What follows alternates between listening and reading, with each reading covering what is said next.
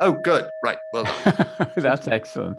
Of course, I have an association with Conan Doyle from the point of view that I went to St. Thomas's where I was trained. And of course, Conan Doyle was a sort of Old Thomas man. I don't think he completed his training. So also we have a interest in common, and the interest is the extension of mind.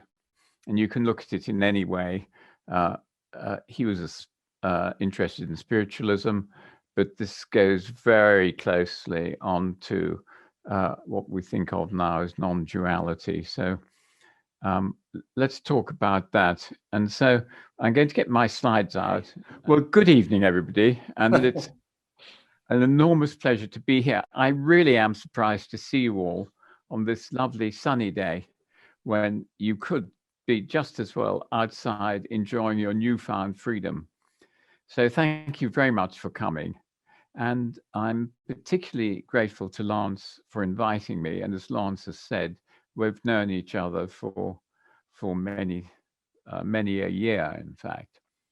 Now, end of life experiences. Why on earth do I do that?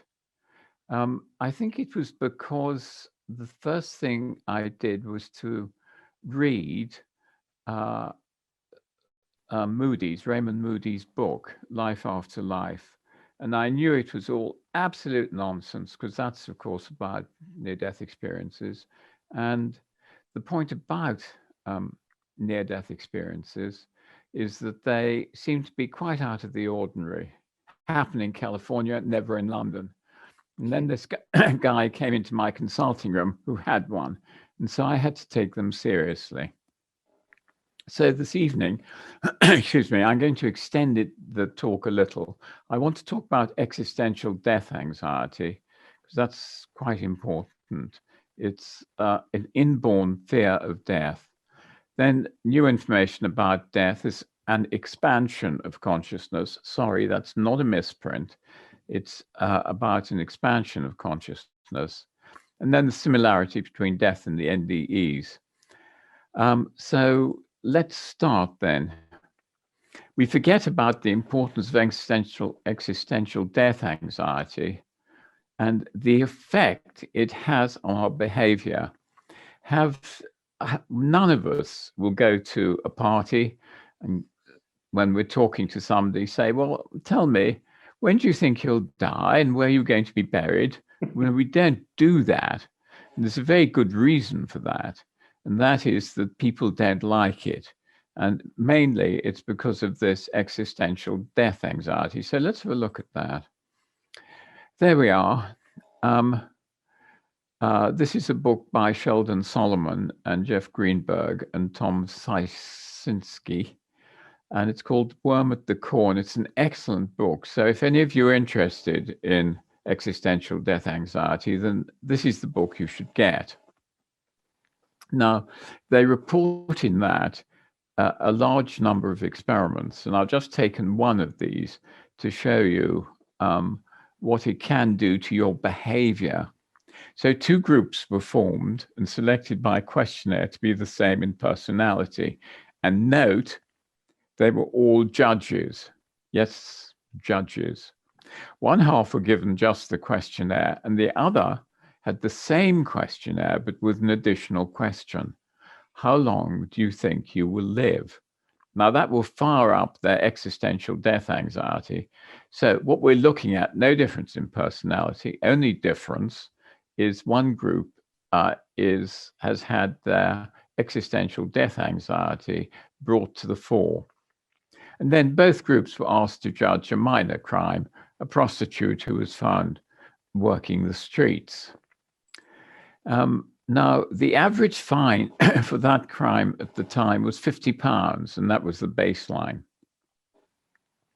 In the first group, where the judges were not asked to think about their mortality, they set an average fine of £50. Well, they're all judges and they all knew it. Now, what do you think those who had had their existential fear of death lit up by that one very simple question? they set a bond which was 9 times higher, £450. And what's amazing are two things. One is that judges are supposedly trained to be rational, the law to administer the law evenly and rationally. And secondly, and this is important, when the experiment was explained to them, the second group, in other words, the existential death anxiety group, said, "No way your stupid little questionnaire could have had any effect on my behavior." Now, don't you find that fascinating? Just this one question totally unbalanced these judges in their judging of a crime. So be warned, never mention death when you're asked to go to court. So, existential death anxiety, what effect can it have? Whenever people are reminded of death, they love people who share their beliefs. You might think about our current cultural problems here in America and elsewhere, because there's a lot of death. So they love people who share their beliefs. We've certainly seen that. They hate people who are different. They sit closer to people who share their beliefs. They sit further away from anyone who looks different.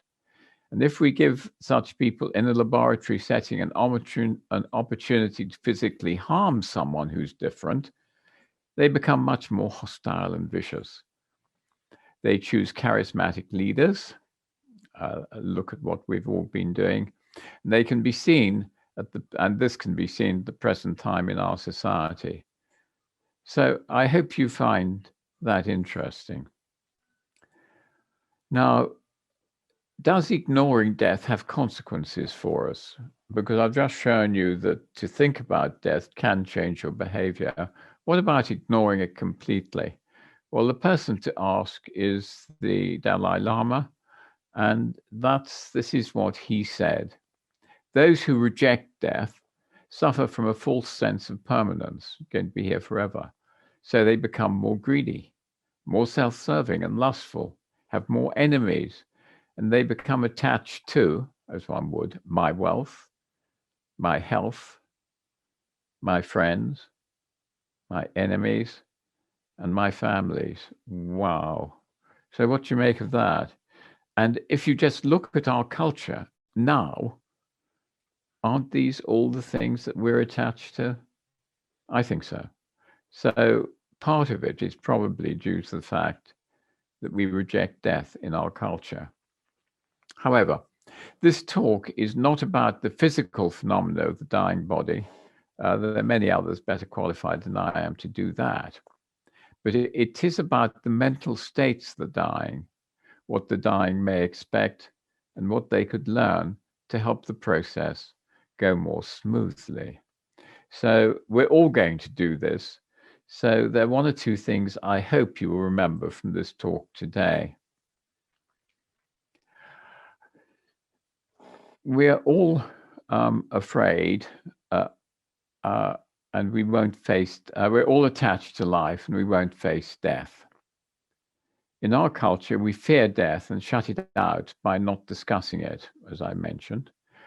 We still do not understand and have just started to study the subjective process of dying. I mean, what's actually happened? What's it like when you die?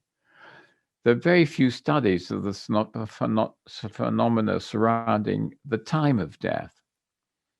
There is uncertainty about whether such phenomena are spiritual or organic in origin, but does that matter? And many carers lack training in how to respond when told about these phenomena. Now, the interesting thing is I started on this in about 2002, and there were about 3 or 4 decent papers in the literature. So you could overnight become a world authority after reading these 2 or 3 papers. Astonishing. So what are these phenomena that happen around the time of death? Well, this is a cartoon that I've made, which gives it all. Scott, can you see the arrow? Yes. You can, good. Okay, well, these are premonitions on that's how things are started. Now, premonitions are interesting and they're very varied. One of the first premonitions I came across was at a conference where I was talking about death, and the woman said, yes, my daughter had a premonition, or rather her husband did, that he was going to die.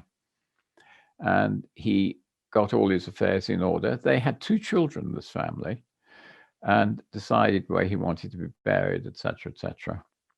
And nothing happened for 3 months. And then he was asked by his company to go abroad, and he went there by aeroplane, light aeroplane, which crashed, and he died. So that's one with quite a long time lag. Here's another with a much shorter time lag. A woman was at home, and she was in bed, and she woke up having had the most terrible dream. So it's premonition and terrible dream. And in the dream, she felt that her daughter had been run over and killed by a car. And it was such a vivid dream that she was crying when she woke up. And she was so pleased to see her daughter beside her in bed, and her daughter had got into bed with her. So she gave her daughter a great big cuddle. And the daughter went off to school. And that evening, when she came back, she was struck by a car and killed. And the woman said it was exactly as she had seen the night before. So they do occur, but they are rare. And they can be very traumatic things when they do, or the consequences can. Do you all remember the Abafan disaster, when the slurry tip from the coal mine fell over the school in Abafan? Well, people were wondering if there were any premonitions, and one of the accounts recounted was a mother, and I feel so sorry for this mother because she must have been so guilty, because that morning when the kids were going off to school, her daughter said to her, "Mum, I had a terrible dream last night, and that something black came over the school, and I don't want to go to school." And the mother said, "Oh, don't be silly, dear. Of course you've got to go to school. There are no black things at school." And sent the daughter off to school. And then, of course, the tip collapsed on the school, and it was exactly what the daughter had seen. So a terrifying premonition. But how guilty would you be after that, having been warned that something awful was going to happen and ignored it? Now we come to the actual deathbed itself, if you like. Deathbed visions. These occur in about 14 days before you die, and I'll talk a little bit more about this. This is just to give you the map, in fact. Then, as you progress towards death, some, we're not quite sure of the number, but it's high, it'd be sort of 80%, transit into a new reality. And in the new reality, they will enter a domain of love and light. There will be spiritual beings there, and there will be dead relatives there, all of whom come to greet you. And then you'll go back to the hospice again. So it's a round thing. It seems as if the death process is, in fact, showing you what will happen, and it's not frightening. Terminal lucidity is something else. This is when what the Victorians called lightening up before death. It's when just before death, you suddenly sit up in bed. Now, you may be demented for several years. You may not recognize your family. You may have had a stroke and not been able to move. But in the terminal lucidity, you can move. You do get your mind back. You do recognize the family. You say goodbye to them, and then you lie down and die. Now, I've always thought that this was totally fascinating, and it's for the neuroscientists to look at, to see how in terminal lucidity you can get your mind back.